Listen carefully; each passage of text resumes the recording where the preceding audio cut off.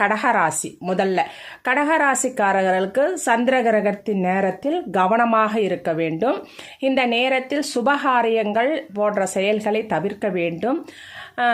நான்வெஜ்ஜுன்னு சொல்லுவோம் இல்லையா, அந்த மாதிரி இறைச்சி, மீன், முட்டை, வெங்காயம், பூண்டு, பாலாடை கட்டி, வினிகர் அந்த மாதிரியான விஷயங்களை நம்ம சாப்பிடக்கூடாது. அதுவும் இல்லாமல் வியாபாரத்திலும் சிலது ஏற்ற இறக்கமான நஷ்டம் ஏற்படுறதுக்கான வாய்ப்புகள் உண்டு. அதனால் கண்டிப்பாக கடகராசிக்காரர்கள் பரிகாரம் செய்து கொள்ள வேண்டும். அடுத்து சிம்ம ராசிக்காரர்கள். சிம்ம ராசிக்காரர்களுக்கு சந்திர கிரகணத்தின் நேரம் சிறப்பாக இல்லை. அதனால் இவர்களும் கவனமாக இருக்க வேண்டும்.